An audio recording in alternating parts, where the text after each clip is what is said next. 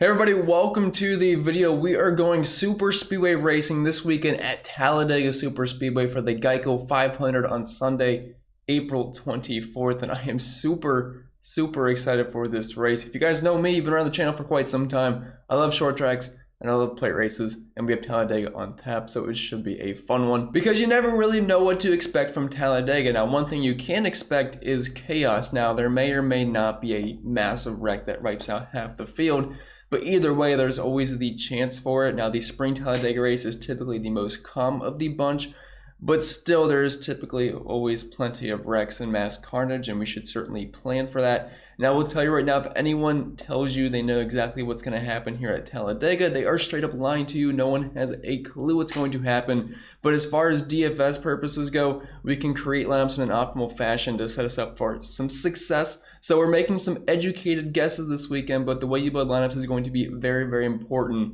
this weekend. But if you are brand new here, my name is Pennell. I break down the NASCAR DFS slate each and every single weekend on this channel. You can also find me live on Sunday mornings and afternoons over on the Awesome YouTube channel. Also write articles over on the website if you ever want to check those out. And if you do end up enjoying today's free content, all I ask in return is if you can leave a like on the video, subscribe to the channel if you haven't yet already, and turn the notification bell to miss out whenever I post new content or go live on Sundays. And feel free to leave a comment down below agreeing or disagreeing with anything I had to say in this video, or if you just want to tell me hi or I suck, you can certainly feel free to do that as well. And I think we've hit our goal each and every single time this season, but if we can get over 350 plus likes once again, that would be absolutely awesome. Every little bit does help for the YouTube algorithm, so I truly do appreciate it. And make sure to check out the sponsor of the show, Prize Picks. They do make these videos possible. You can use code CPEN to get that free instant deposit match bonus up to $100. The link can be found down below. They do have Prize Picks projections covering all the bases over there: fantasy points, laps led, fast laps, and place differential. And if you want access into the entire spreadsheet and join the Patreon, link can be found down below for that as well. We have several hundred people over there. Be more than happy to have you. The #1 NASCAR DFS community out there, an awesome Discord, and all the projections and data you would need each and every single weekend, including ownership, optimizer, and much more. Feel free to check that out. But moving on to this week's preview, as previously mentioned, we are at the Geico 500 at Talladega Super Speedway. For the track type, it is a super speedway, plate race, tapered space, or whatever you want to call it these days. I usually refer to it as a plate race because that's how I always remember it, and I know that's no longer correct, but you're just going to have to deal with it. There's your outline of the track. It is massive, over 2.5 miles in length. We have just under 200 laps, which means dominator points are few and far between at only 131.6 there, which the fast laps are completely unprojectable, so I always take those out of the projections. So really we're just looking at 0.25 of that as far as the laps led points go, so not a lot of dominator points to go around. And as far as super speedways go, I never care about dominator points. At Talladega, maybe we see someone stay up front for a while and lead some laps, but at the end of the day, it's not really something I care about too much. So dominator points are not even in the conversation for me when building lineups. It is mainly going to be focused on place differential and finishing position. And if you are wondering why that is, so when we're at tracks like Daytona and Talladega, and I guess now Atlanta, all these drivers are going to be driving in a tight pack. You're not going to get spread out like at a normal track, like an auto club or a 1.5 mile track. Everyone's in a tight pack. We're usually 2 wide for the majority of the race. Sometimes we'll be 3 wide, and that's when things can get a little bit nasty.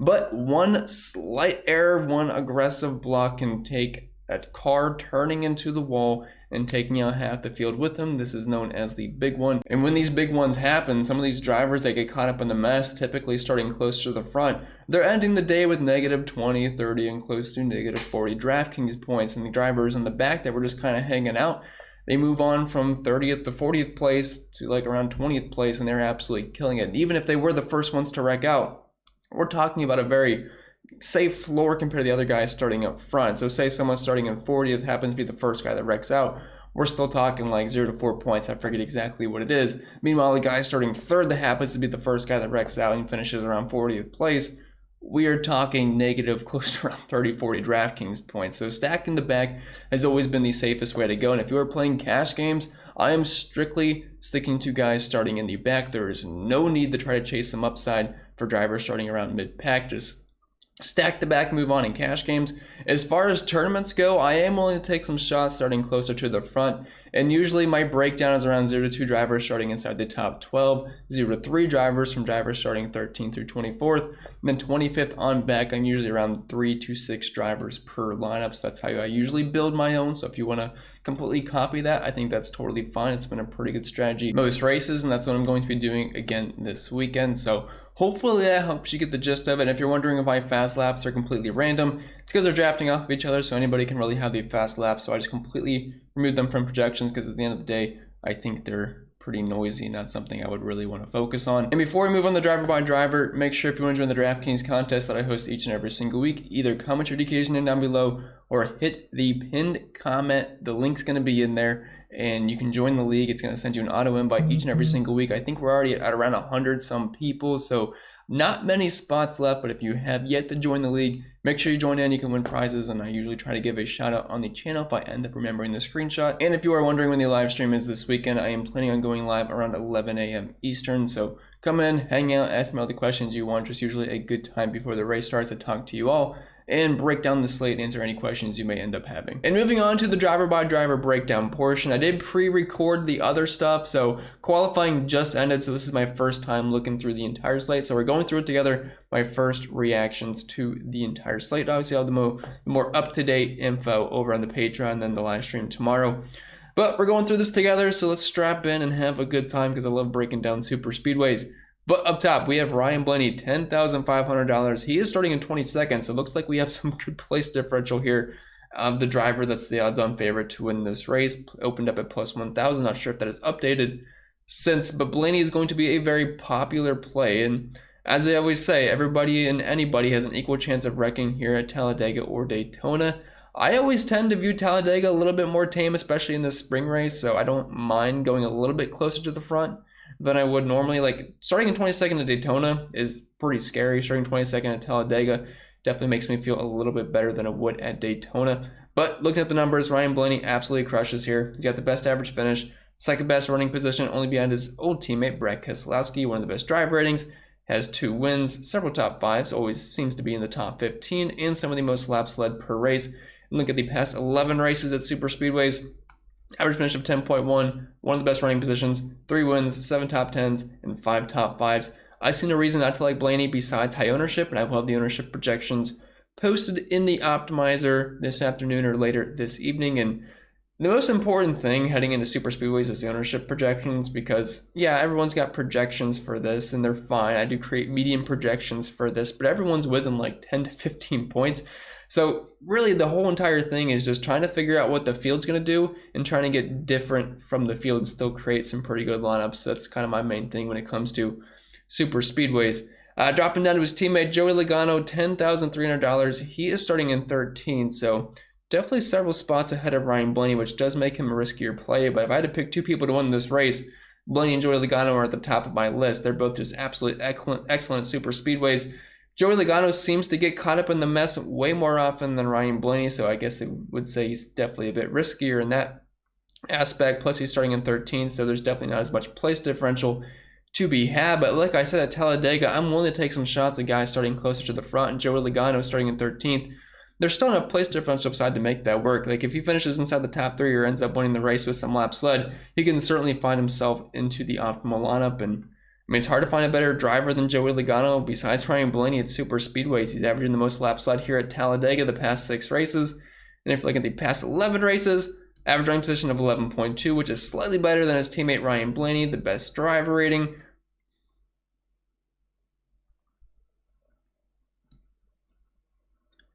But an average finish of around 20th and only 1 top 5 to show for it, despite how good he's been here. So one of those guys that tends to be running well nearly the entire race, but always seems to get caught up in the mess. So he's a very, very intriguing tournament play, but Logano always picks up ownership no matter where he's starting at super speedway, so you gotta be careful with that. But I still certainly want some ownership to Joey Logano, but I would not touch him in cash games. Kyle Larson, $10,100. I seem to always fade him at these types of tracks, and I am probably going to be doing that once again. I'm hoping he picks up ownership. I was really hoping some of the guys like Martin Truex Jr. and Kyle Larson would qualify quite well this weekend, so they pick up some ownership with some pretty dead lineups as soon as the race starts, basically, unless they somehow win the race, which I just don't see that happening. But even then, starting in 5th place and second for Martin Truex, there's not a lot of upside there, even if they did end up winning the race, because we've seen instances before where the guy starting up front wins the race and they're still not in the optimal lineup. There's just not enough place differential to outscore anybody else. But if you're looking at Larson's track record at Dega, it is not pretty. Negative 17 DraftKings points per race with an average finish of 35th. And it's not like he's really running well either. He's got an average running position of 25.6 with a driver rating of 57.2. And he has not even won top 20 with 1 lap led. And if you're looking at his recent finishes at super speedways, 30th at Atlanta this year, 32nd in the 500, 37th at last Talladega, then 21st, 40th, 10th last year at Daytona. But man, it has been ugly for Kyle Larson. If there's anybody to fade in this slate that's going to pick up some ownership, Kyle Larson is that guy. I probably will end up having just about 0 of Kyle Larson. Dropping down to the 9K range, much prefers teammate Chase Elliott here, below 10K, starting in 28th. Actually pretty good at super speedways, especially at Talladega. Is a recent winner here.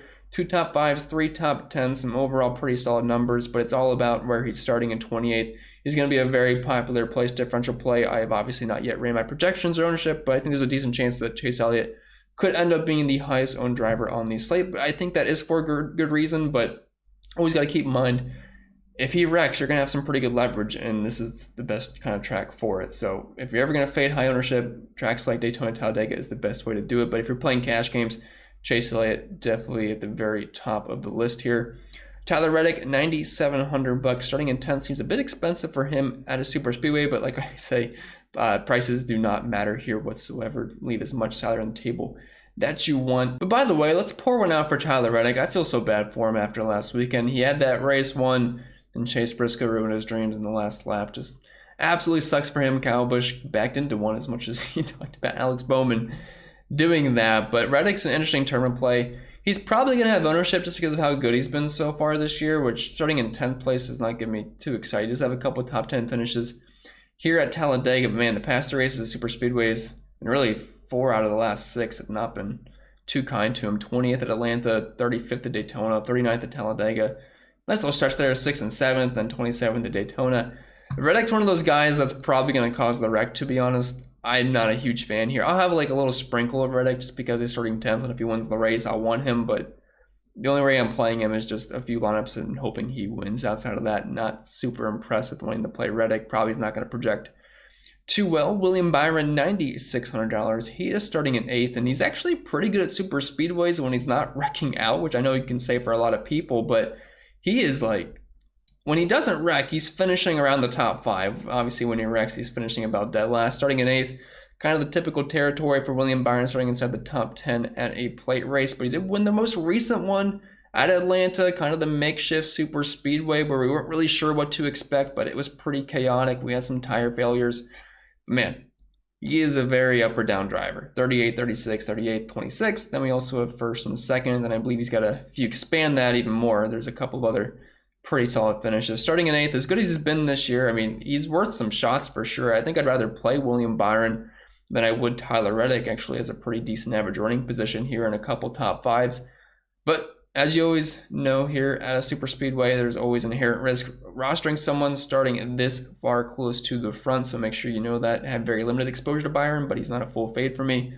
Kyle Busch, $9,400. He is starting in 12th. Another guy that tends to run super well at these track types, but the average finish and average running position are very far off. I mean, he actually has one of the better average running positions in the field here at Talladega at 12.7, but the average finish is outside the top 20, and the finishes really aren't there for him. He has won top 15 the past 6 races here, and kind of a similar look from William Byron, where 33rd, 27th, 35th, did have a 6th place finish at Daytona earlier this season, but man, Kyle Busch just does not have the best luck. And if you're expanding this to the races at Daytona over the past several years, again, one of the best average running positions, but an average finish of 25.3 with 6.6 DraftKings points per race, and some pretty ugly numbers. Like, he's fine starting in 12th. He's a similar play to Reddick and Byron, so I'd have similar exposure to all 3 of these guys, but man, the luck has not been on their side.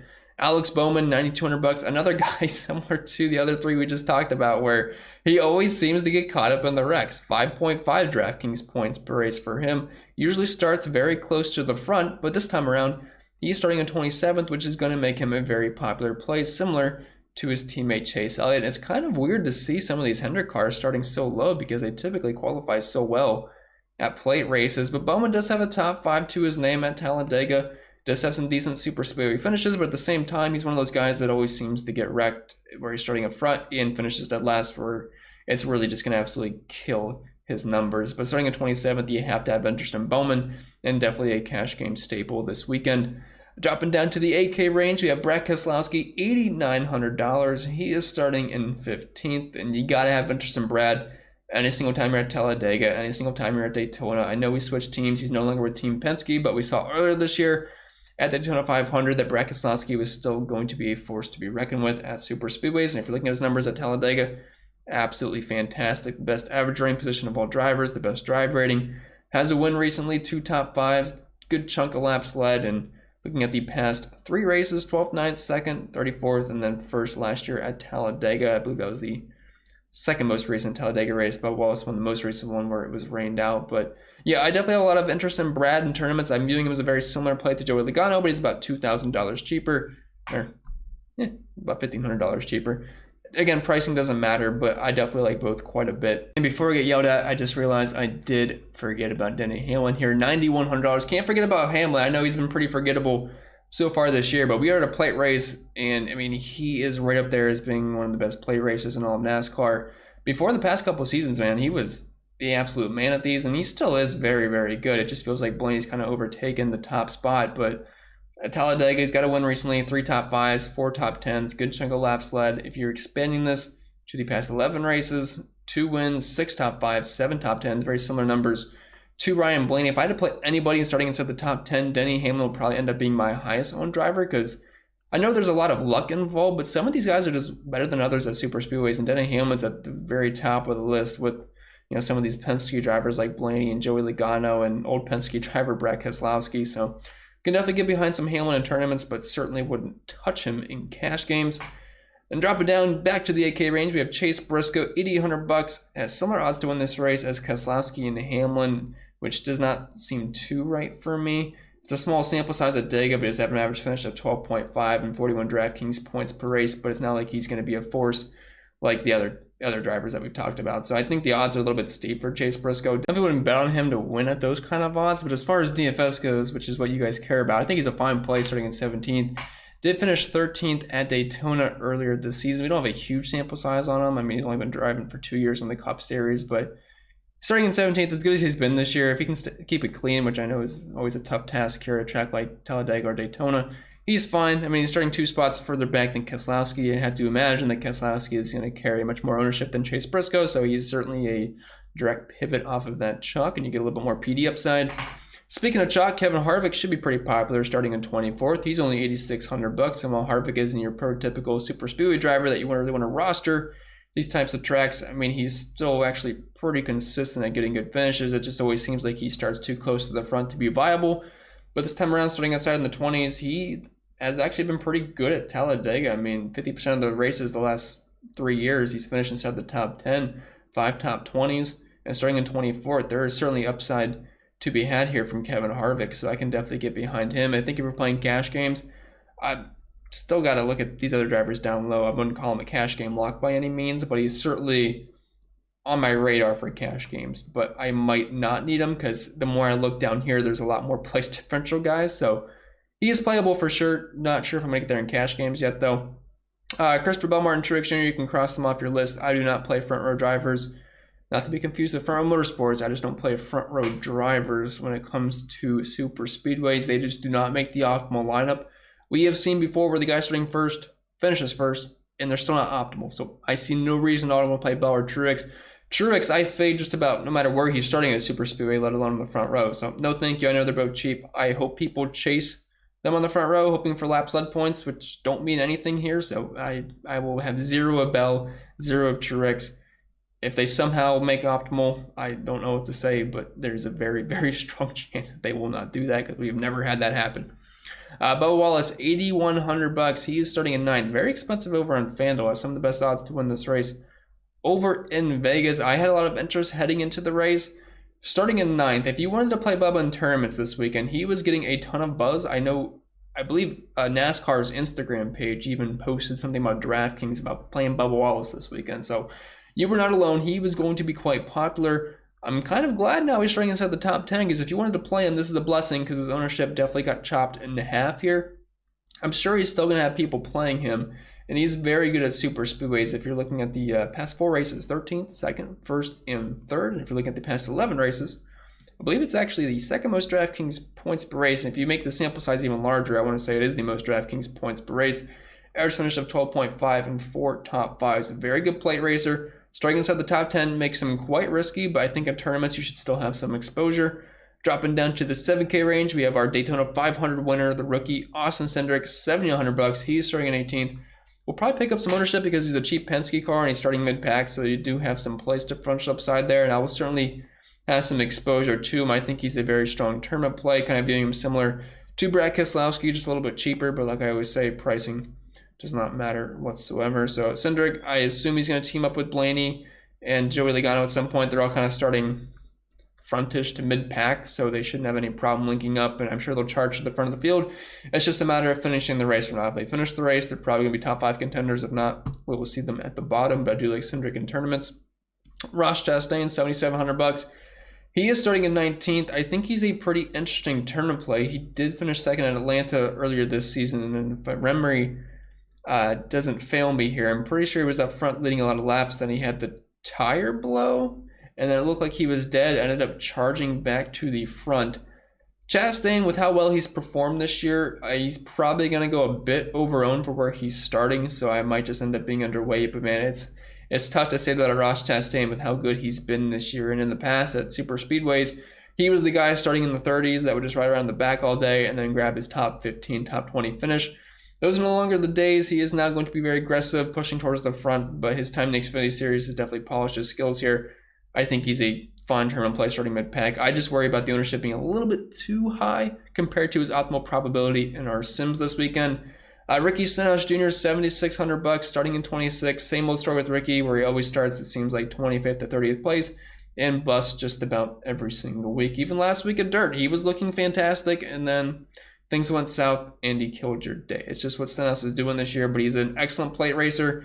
And when it comes to Daytona or Talladega, I always do prefer him at Talladega. So if there's ever any spot to play Ricky Stenhouse Jr. this year, this is just about the one. And this is the more tame super speed race, so I'm not sure it's going to get any better than this season, but I love him at Talladega. He's got top 5, 2 top 10s, a decent chunk of laps led, and always seems to find his way towards the front. Was actually up front at Atlanta before his day got ended. I believe Brad Keselowski ended up turning him where he finished 31st, but if it's a super speedway, Ricky has to be in a radar because he has plenty of upside, and starting in 26, he's going to have some ownership, but the upside is certainly there. Eric Almirola, $7,500. He is starting in 23rd. Actually has better odds to win this race than Ricky. And Almirola is actually very, very good at Talladega. There was a time where he had like 4 or 5 top 10s the past 6 races. It's gone a little bit south in recent years, but still the past 6 races, 2 top 5s, 3 top 10s, and 4 top 15s. Did finish 5th at Daytona earlier this season. Outside of that, it's been kind of a rough stretch for finishes at plate races for Eric Almirola, so I guess he's due for a good little run here. But I do like him starting in 23rd. He'll have lower ownership than Ricky Stenhouse, I'd imagine. Like I said, I have not ran ownership projections yet, but I do think he would end up being a pretty decent pivot. Dropping down to Kurt Busch here, starting in 6th. I know he's got a decent history at Talladega, but man, the starting position is very, very rough. For him to be optimal, basically going to have to win the race, and I think the probability of that's low enough to where I'd probably just not going to play Kurt Busch. Maybe 1 to 2% of Kurt Busch, but if you were building anything less than 150 lineups, I would not touch Kurt Busch. Austin Dillon, $7,200, starting in 14th. Good just about everywhere these days. Also a pretty good plate racer at Talladega, been in the top 15 5 out of the past 6 races. And if you expand this to the past 11 races, super speedways, numbers do get a little worse overall, but still 6 top 15, 7 top 20s. He's kind of starting in that dead spot where no one's going to play him, but I do think he's somewhat interesting if he can crack the top 8, top 5. Not sure. His path to optimal is going to be a little bit rough, but I do think he's an intriguing tournament play.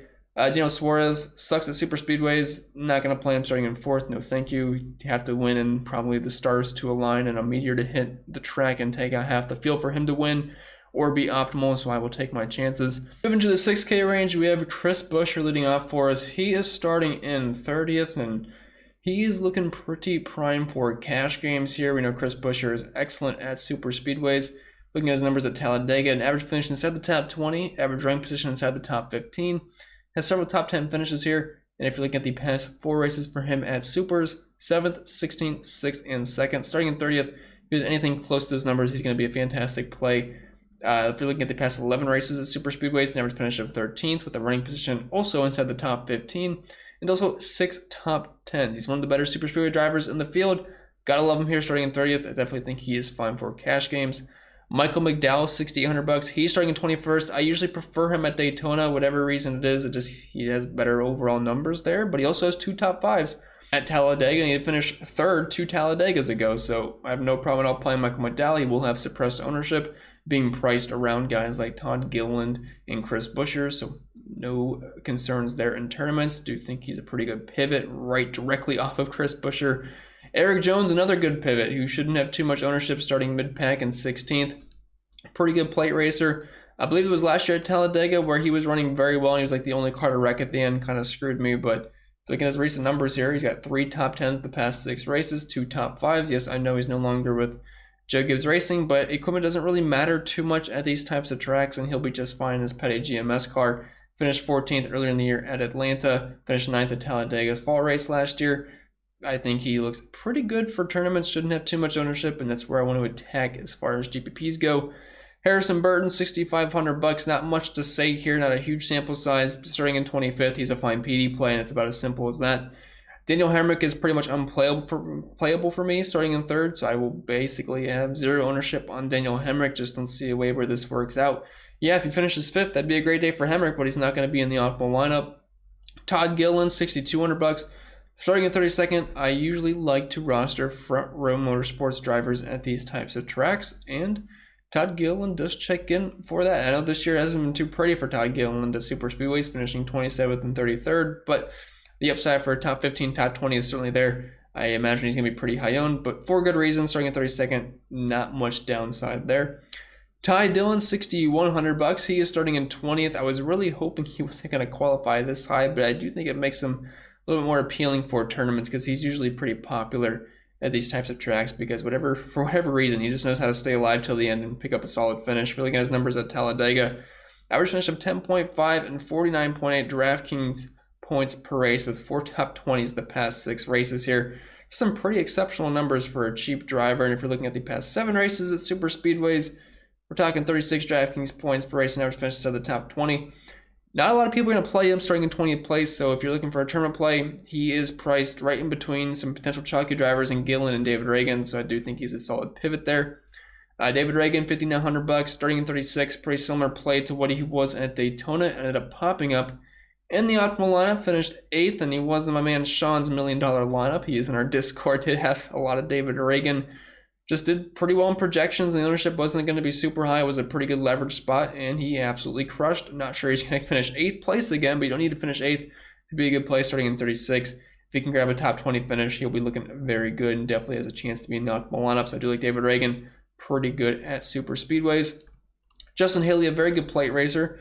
Does have a win at Daytona. It was rain shortened, Bubba Wallace style, but still pretty good at plate races. The problem is he's starting 11th, so it's hard to have too much interest there. I mean, he could still crack the top 10, top 5, obviously.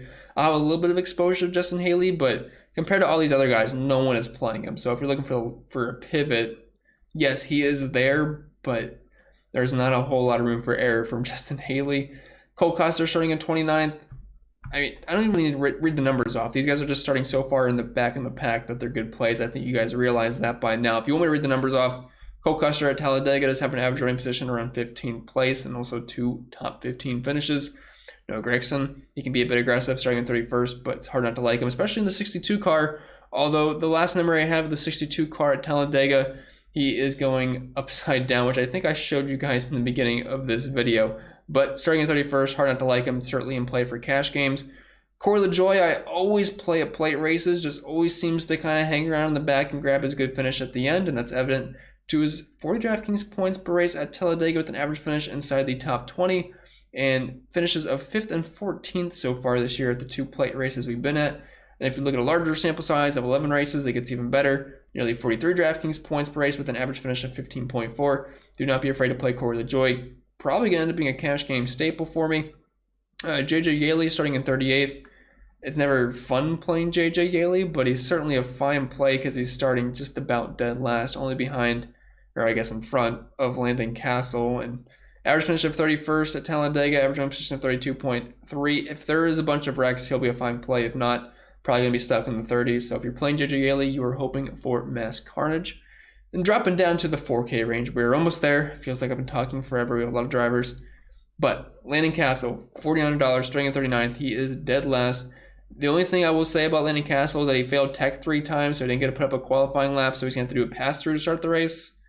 Don't really care about the pass-through. Like, it's going to keep his ownership down a little bit, but it's not going to matter. Like, it has no concern for me, because if you're playing Landon Castle, you're hoping for a bunch of wrecks anyway, and he'll just pass those guys no matter what. So I do like Landon Castle. Ownership will be down just a little bit because of that. Finished 15th at Daytona earlier this season. Still think he's a very solid play. If people are going to be afraid to play him because of the pass-through, I would up my exposure to him.